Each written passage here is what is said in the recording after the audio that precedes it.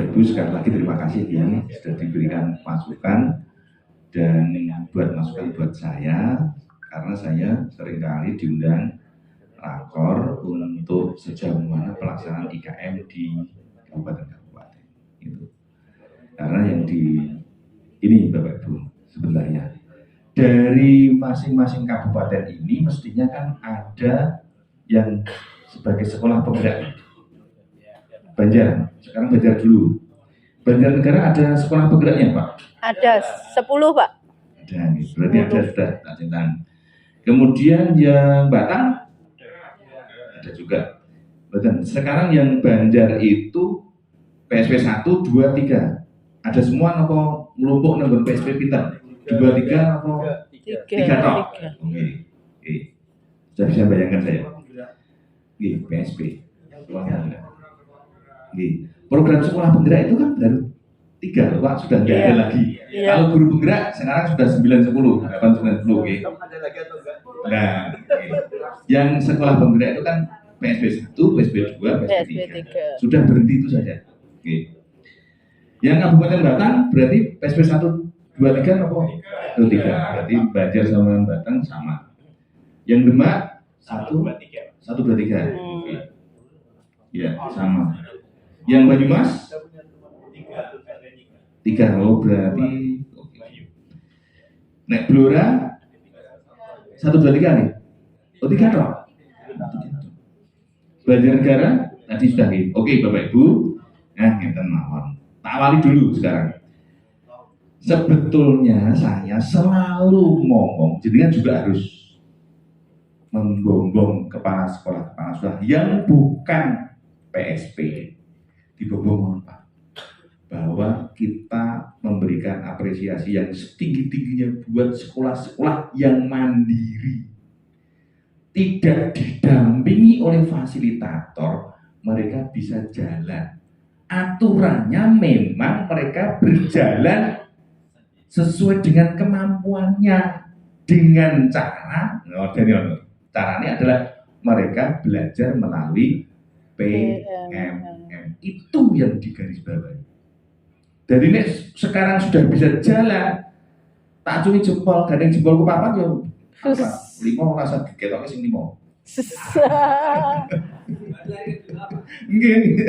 Ketularan aku jadi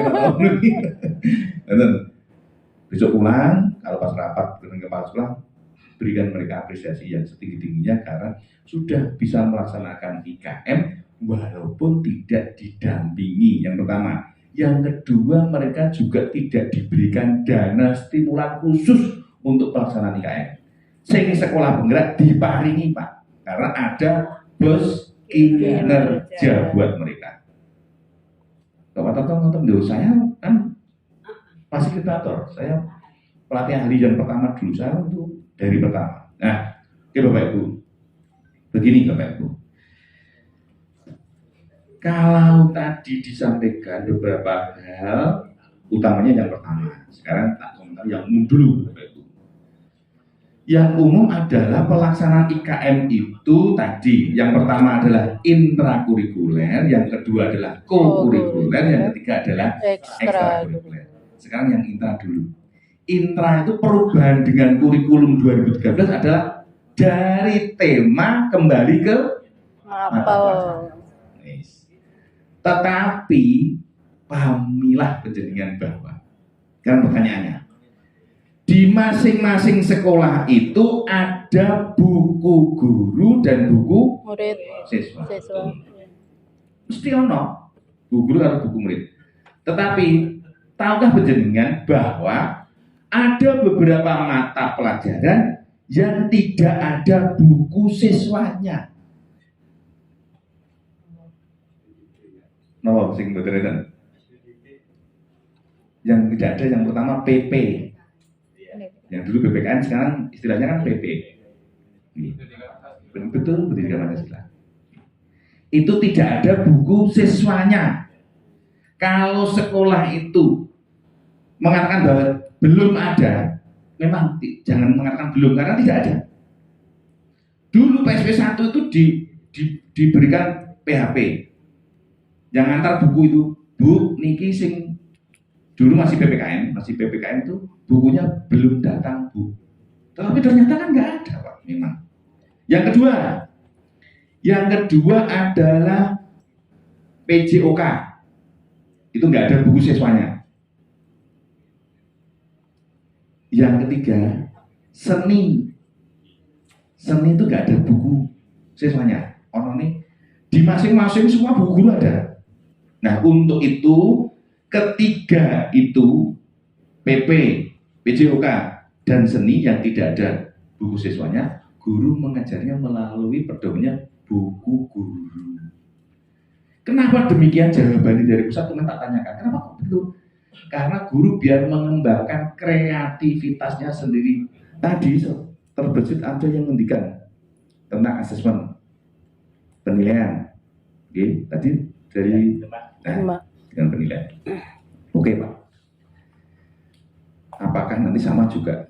Dari begini, jadi dari awal karena kita sudah terbiasa dengan melaksanakan kegiatan kurikulum 2013, mula istilah-istilah penilaian di kurikulum 2013 itu jadi nggon kurikulum merdeka. Contohnya, nggon kurikulum 2013 itu memang ada penilaian harian. Ada tuh PH. Kemudian ada PTS, penilaian tengah semester.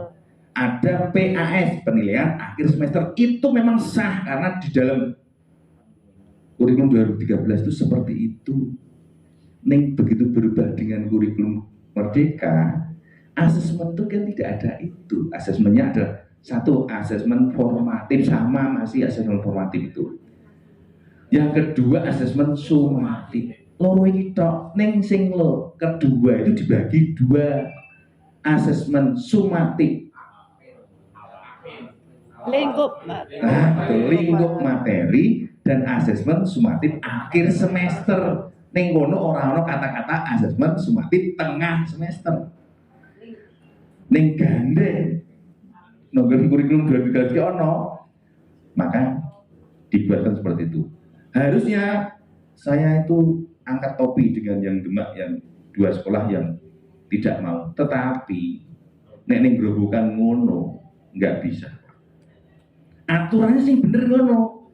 Sekolah-sekolah yang menggunakan kurikulum merdeka itu harusnya tidak melaksanakan kegiatan asesmen tengah semester.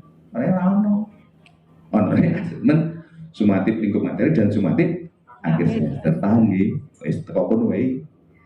Saya nggak akan komentari karena itu kebijakan masing-masing kabupaten. Pendanaan itu kan masing-masing kabupaten. Saya juga menikmati karena saya yang ngeceki soal-soalnya. Saya sudah bersuara keras, tetapi saya akan bersuara keras di tahun yang akan datang. Kalau semua sudah melaksanakan kurikulum merdeka dari kelas 1 sampai kelas 6, harusnya tidak ada. Nah, nek jek ono sing nganggo kurikulum 2013, walaupun kelas 3 dan kelas 6, sing kelas luwih akeh, 1 2 4 5 ketularan sing sithik. Yo melu sik gak apa-apa. Itu nggih. Oke. Itu di Intra. Sekarang guru bagaimana? Kelihatannya mereka ya lebih bisa menikmati, tetapi awalnya mereka ngendikan bahwa Pak, materinya terlalu tinggi, kasih cilik, wis angkone semene dan sebagainya. Itu karena mereka melaksanakannya jelong-jelong. Ngerti nggih? Kelas 1 karo kelas 4. Kelas 1 loro, 4 5. Berarti kelas 3 itu kan dia belum. Artinya apa? Mereka merasa bahwa materi kelas 4 itu dhuwur banget. Karena dia tidak urut dari kelas 1, 2, 3, 4, 5. Nanti kalau semuanya sudah, mereka tidak akan menghentikan seperti itu lagi. Oke, yang kedua, di kegiatan kokurikuler. Kegiatan kokurikuler itu P5. Jadi yang namanya P5 itu masuk pada kegiatan kokurikuler. Nah, kegiatan kokurikuler yang P5 itu jadi begini, awalnya adalah dari tujuan itu bahwa yang pertama itu profil pelajar Pancasila. Nek profil pelajar Pancasila disingkat apa? Nah, ampun Pak. Ampun. Enggak P3 partai. Kalau profil pelajar Pancasila itu disingkat 3P. Dibalik. Dibalik. Tetapi kalau proyek penguatan profil pelajar Pancasila disingkat P5. ning nek profil pelajar Pancasila 3P. 3P. Nggih Bang, wis. Terus nek saya mau mendengar ceritanya penjaringan itu harusnya seperti di PSP tahun pertama. Kalau sekarang harusnya sudah mindset itu sudah berubah. Karena pada dasarnya proyek P5 itu, proyek penguatan profil pelajar Pancasila itu sendiri tidak serta-merta endingnya berupa kegiatan yang menghasilkan sesuatu. Mbok gula aren, mbok dawet, mbok bukan itu endingnya. Tujuannya bukan itu. Tetapi wis kadung latah, wis kadung niru-niru. Dan itu dirubah agak sulit. Tetapi kita hanya bisa menggeser sedikit dari kegiatan itu biar dia melaksanakan seperti itu, Pak Bu. Kalau kita merubah total sulit karena dia pemahamannya sudah kadung kayak gitu. Nah, intinya apa? Di dalam kegiatan P5 itu yang ditekankan adalah dimensinya. Kemudian penilaiannya di elemennya. Gitu. Jadi bukan sing dinilai bocah kuwi iso gawe dawet, bocah kuwi kan saya memandang bahwa jenengan kan koyo-koyo nyakit wong tuane. Gini, proyek itu dilaksanakan orang tua, anak tuh mau nonton dong. Itu kan kegiatannya. Begitu gak apa-apa. Yang penting adalah dimensi dari proyek itu sendiri, dimensi dari profil pelajar Pancasila. Dimensi ini pinter berapa Bu? 6. Awalnya sekolah itu memilih 2 dari 6 dimensi yang akan dikembangkan di P5. Dimensi dulu. Nah, tema itu mengikuti dari dimensinya itu. Sekolah juga menentukan 2 tema minimal. Setelah itu 2 dimensi dan 2 tema, sekolah menentukan proyeknya. Proyeknya boleh 1 Pak, boleh 6, boleh 4 kegiatannya, tergantung. Proyek itu boleh semakin kelas, masing-masing kelas beda, boleh. Sak sekolahan podo boleh, misalnya pengelolaan sampah, sak sekolahan podo boleh, nggak apa-apa. Boleh. Ya silakan, nggak masalah. Nggak apa-apa. Tetapi mestinya yang menyesuaikan dengan situasi kondisi sekolah masing-masing. Lah sesuai dengan kondisi sekolah masing-masing. Tidak serta-merta, ayo sak juabin podo kabeh. Proyeknya pengelolaan sampah. Benda yang marah nih gampang nih kan. Ya gitu gitu. Terus Bapak Ibu sekali lagi di dimensi tadi, nek yang 2 itu dimasukkan di P5, sing papat wajib dileboki nonggon intrakurikuler. Jadi 6 dimensi itu dikembangkan semua akhirnya. Tidak loh. Kan 6 dimensi sing dipilih nonggon proyek kali Pak. Lah sing sekawan tahu itu dikembangkan. Enggak, yang 4 dikembangkan di intrakurikuler. Clear nggih? Intinya adalah jangan sampai fokus akhirnya proyek itu pada hasil. Jangan disamakan proyek itu dengan pelajaran prakarya. Jangan disamakan itu. Nek prakarya kan hasilnya iso nggak pas, iso apa kan gitu. Gini niku ada proyek sekolah itu yang gandeng cedak nggon batik, sekolah itu membuat proyek batik. Boleh Pak, tetapi nun sewu pada dasar penilaiannya di elemen itu. Elemen itu masing-masing fase. Jadi di sana penilaian di elemennya ada. Misalnya fase A untuk kelas 1 dan kelas 2. Di sana jika anak itu sudah mencapai ukuran penilaian di fase A tersebut, mereka nilainya B, Pak. B ini berapa? Penilaian P5 itu berkembang.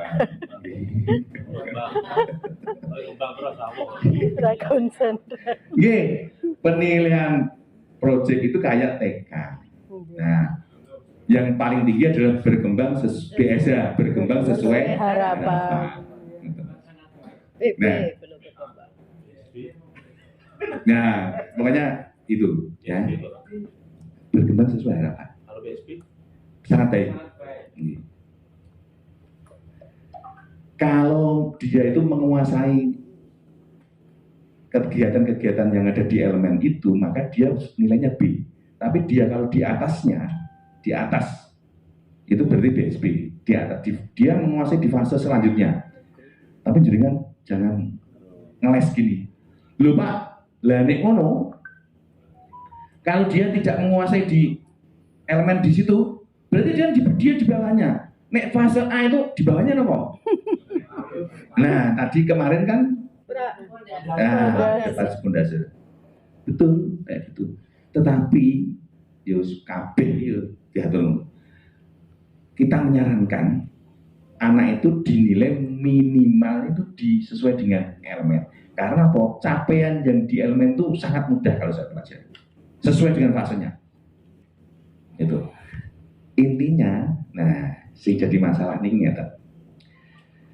Karena proyek itu ada alokasi waktunya, aturannya adalah sekitar 20%. Tetapi di struktur muatan kurikulum itu sudah ditetapkan bahwa 1 minggu itu ada 7 JP. Nah, tetapi Bapak Ibu, jenengan ampun kaku, kudu itu, jangan, karena itu kan kurang lebih. Tapi aturannya memang 7. Nanti kalau undur atau besok tahun pelajaran berikutnya, pertimbangan apa yang saya sarankan. Yang pertama, jatuhkan proyek itu di 1 hari. Nggih. Proyek itu. Misal hari Jumat 6, enggak apa-apa 6. Kan jatahnya itu. 6 enggak masalah. Nek jenengan tiba ke dino Setu, malah orang kecekel. Soalnya buka kaki, gopo kan. Nah, kalau Jumat kan 6 tapi kecekel terus. Nek Senin, Selasa, Rabu, Kamis, Senin itu 7. Silakan kalau mau diambil Senin, karena Senin itu 7. Oke, karena kan 1 upacara. Nah, terus jadwal dimohon dilaksanakan pembuatan jadwalnya beruntun, belundung. Contoh, PP itu jatahnya 4 nomor 5. 5 1 proyek, 4 berarti dia. Lah 4 itu misal jam ke-1, jam ke-2, jam ke-3, jam ke-4. Matematika 5, 6 sak proyeknya. Dari jam 1, 2, 3, 4, 5. Jadi dalam 1 hari itu anak-anak hanya 1 atau 2. Nutup materinya pakai bahasa Jawa, pakai bahasa Inggris, karena bahasa Inggris kan bahasa Inggris itu di Kurmer itu merupakan pilihan, tetapi semi wajib. Pilihan tapi semi wajib. Kalau tidak dilaksanakan di kegiatan intra, maka wajib dilakukan di kegiatan ekstra. Timbang podo-podo kan dilebokkan kan intra mawon. Nah, ada pertanyaan dengan jam beruntung kui? Jam jejer-jejer. Nah, jam beruntung itu ada pertanyaan yang menggelitik saya. Pak, kalau jamnya jejer-jejer kui, apakah anak itu nggak bosan, Pak?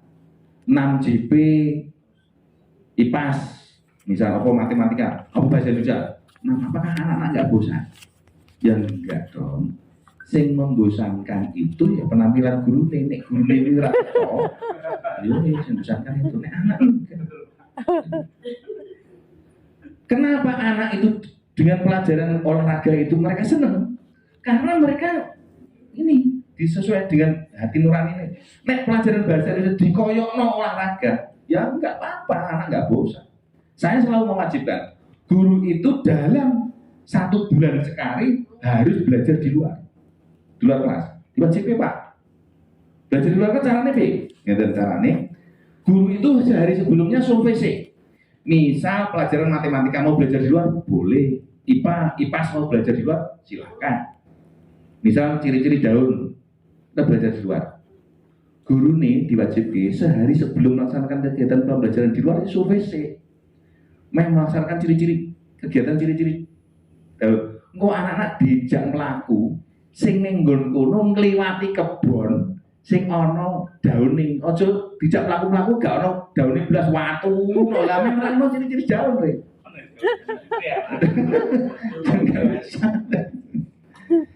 Oke, itu yang kegiatan intra, ya itu. Asesmen sudah saya sampaikan.